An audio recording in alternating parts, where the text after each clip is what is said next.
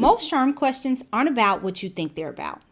They're not really testing how you'd respond to a conflict or how you would handle a complaint or a policy violation.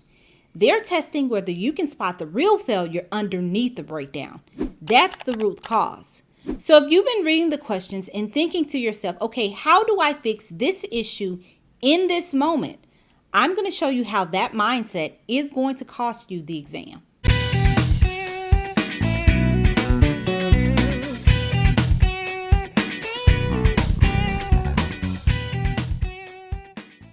Let's talk about how you spot the real problem in a SHRM question.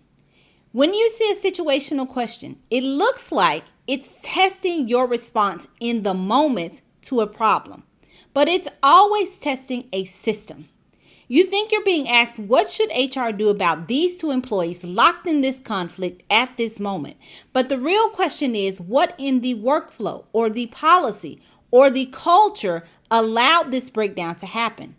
And you can't solve a problem permanently until you know the root cause. Conflict between team members could be due to a lot of things. It could be unclear expectations. It could be poor manager feedback. It could be a lack of training or poor communication. High turnover in an organization could be onboarding gaps. It could be a toxic culture, or it could be a workload imbalance. So stop asking what happened and start asking what failed underneath the problem. Let's walk through a scenario that seems simple, but it has layers. An employee reports that their manager gave them inconsistent feedback during a performance review. The employee feels their evaluation is unfair. What should the HR professional do next? A, review the employee's evaluation for inconsistencies. B, speak with the manager to understand their feedback process. C, coach the employee on how to process and respond to the feedback. Or D, escalate the issue to leadership for further investigation. Now, a lot of people would jump straight to reviewing the evaluation or coaching the employee on their feedback, but the real issue could be that the manager hasn't been trained on delivering effective performance evaluations. Or it might even be that the performance criteria is unclear or it's subjective and the manager doesn't know how to respond. That's a bigger issue. That is not just a feedback issue. The event is the smoke, but the real question is, what is the fire? And that's what we're going to try to find out when we speak to the manager about their processes. So let me show you what SHRM hides inside of the question so you can see that they have a bigger thinking. Pattern 1 is broken promises and broken processes.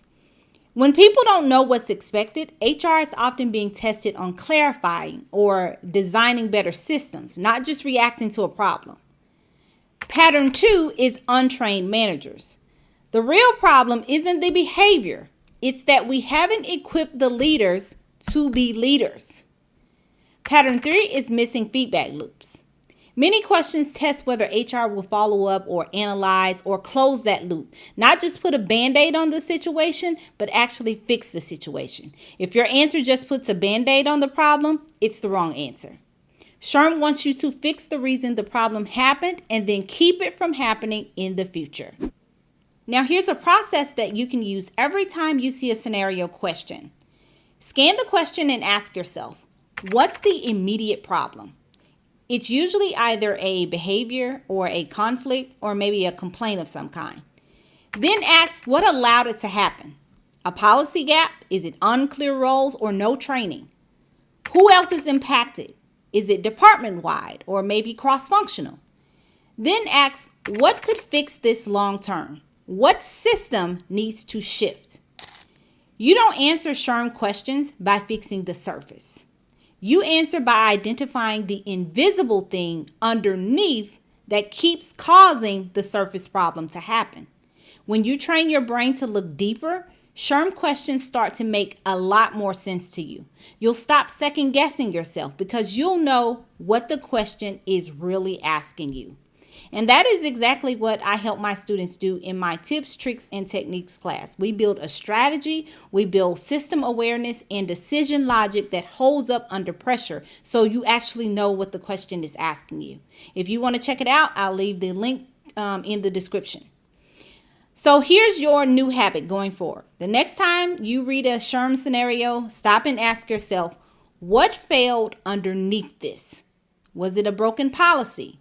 Is there a weak manager? Maybe there's a system with no structure, because that's where the real answer is. It is in that breakdown. Let me know if this gave you a light bulb moment. I want to hear what clicked for you. And if you're ready to train your brain to think more like SHRM, then check out Tips, Tricks, and Techniques. I built it to help test takers start passing by thinking strategically and identifying the patterns that you need to break the questions down. I'll see you guys next video. Bye.